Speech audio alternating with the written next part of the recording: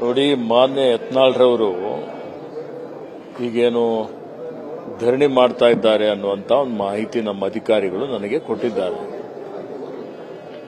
ಇವತ್ತು ನನಗೆ ಬಂದಂತ ವರದಿಗಳ ಪ್ರಕಾರ ಅವರು ಒಂದು ಕೈಗಾರಿಕೆ ನಡೆಸ್ತಾ ಇದ್ದಾರೆ.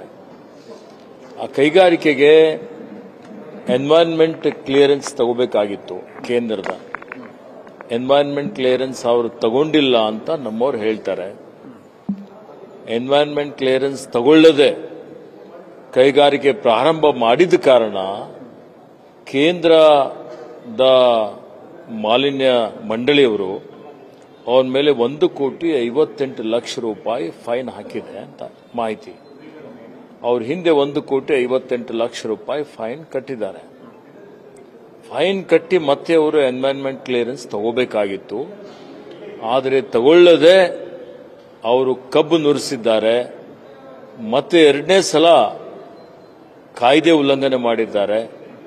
ಈ ಕಾಯ್ದೆ ಉಲ್ಲಂಘನೆ ಮಾಡಿದಂಥದ್ದು ಕೇಂದ್ರದ ಒಂದೇನು ಪೊಲ್ಯೂಷನ್ ಬೋರ್ಡ್ ಇದೆ, ಅವರಿಗೂ ಮಾಹಿತಿ ಇದೆ.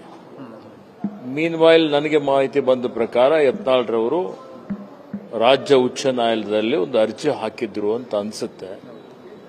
ಅದರಲ್ಲಿ ಅವರಿಗೆ ಇವತ್ತು ನೀವು ಡೀಮ್ಡ್ ಅಂತ ಹೇಳಿ ಪರವಾನಗಿ ಕೊಡಬೇಕು ಅನ್ನುವಂಥ ಆದೇಶ ಆಗಿದೆ ಅನ್ನುವಂಥ ಒಂದು ಮಾಹಿತಿ ಇವತ್ತು ಇದೆ, ಕೊಡ್ತಾ ಇದ್ದಾರೆ.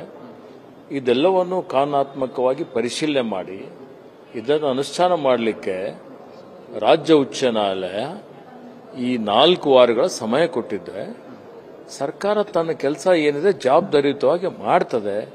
ಅದಕ್ಕೆ ಈ ರೀತಿ ಒತ್ತಡ ಹಾಕುವಂಥದ್ದು ಸರಿಯಲ್ಲ. ಅವ್ರು ಹಿಂಪಡೆದು ಸರ್ಕಾರದ ತೀರ್ಮಾನಕ್ಕೆ ಕಾಯಲಿ.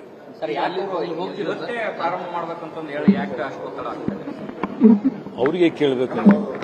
ಅವ್ರು ಯಾಕೆ ಒತ್ತಡ ಹಾಕ್ತಾ ಇದ್ದಾರೆ ನನಗೆ ಗೊತ್ತಿಲ್ಲ. ನನಗೆ ಅದ್ರ ಬಗ್ಗೆ ಮಾಹಿತಿ ಇಲ್ಲ ಅಷ್ಟೇ. ನೋಡಿ, ನಮ್ಮ ಅಧಿಕಾರಿಗಳು ಮಾತನಾಡ್ತಾರೆ. ಇವತ್ತು ನಾವು ಸರ್ಕಾರ, ನಮ್ಮ ಇಲಾಖೆ ಕಾನೂನುಬದ್ಧವಾಗಿ ಕಾರ್ಯನಿರ್ವಹಿಸುತ್ತದೆ, ಕಾನೂನು ಉಲ್ಲಂಘನೆ ಮಾಡೋದಿಲ್ಲ. ಸರ್, ಅಲ್ಲಿ ಲಂಚದ ಬಗ್ಗೆ ಎಲ್ಲ ಮಾತನಾಡಿದ್ದಾರೆ ಸರ್. ಸಿಕ್ಕಾಪಟ್ಟೆ ಭ್ರಷ್ಟಾಚಾರ ನಡೀತಾ ಇದೆ. ನೋಡಿ, ಇವತ್ತು ಮತ್ತೆ ಯಾಕೆ ಉಲ್ಲಂಘನೆ ಮಾಡಿದ್ರು ಅವರು ಎಲ್ಲರಿಗೆ ಅವ್ರು ಮಾಹಿತಿ ಕೊಡ್ತಾರಲ್ಲ, ಆ ಲಂಚದ ಬಗ್ಗೆ ಮಾಹಿತಿ ಕೊಡ್ಲಿ, ಪುರಾವೆಗಳಿದ್ರೆ ಹೇಳಿ, ತನಿಖೆಗೆ ಆದೇಶ ಮಾಡ್ತೇನೆ. ಇವತ್ತು ತನಿಖಾ ವರದಿ ಪ್ರಕಾರ ಕ್ರಮವನ್ನು ಕೈಗೊಳ್ತೀವಿ. ನಾವೇನು ಇಲ್ಲಿ ಯಾವುದೇ ರಾಜಕೀಯ ಇಲ್ಲ, ಯಾವುದೇ ದ್ವೇಷದ ರಾಜಕಾರಣ ಇಲ್ಲ, ಸೇಡಿನ ರಾಜಕಾರಣ ಇಲ್ಲ. ಅವ್ರೇನ್ ತಿಳ್ಕೊತಾರೋ ಗೊತ್ತಿಲ್ಲ. ಅವರು ಕಾನೂನುಬದ್ಧವಾಗಿ ನಡೀಲಿ.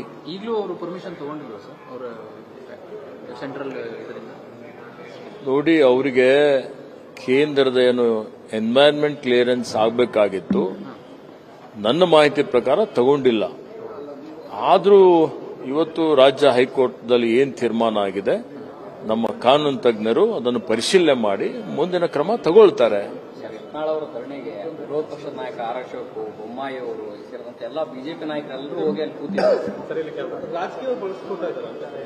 ನೋಡಿ, ಈಗ ಅವ್ರು ಪ್ರತಿಯೊಂದರಲ್ಲಿ ರಾಜಕೀಯ ತಂದ್ರೆ ಅದಕ್ಕೆ ನಾನೇನು ಹೇಳಲಿಕ್ಕೆ ಸಾಧ್ಯ ಇದೆ? ಇದರಲ್ಲಿ ಯಾವುದೇ ರಾಜಕೀಯ ಇಲ್ಲ, ಯಾವುದೇ ಸೇಡಿಲ್ಲ. ಇವತ್ತು ಕಾನೂನುಬದ್ಧವಾಗಿ ಮಂಡಳಿ ಕಾರ್ಯನಿರ್ವಹಿಸುತ್ತದೆ.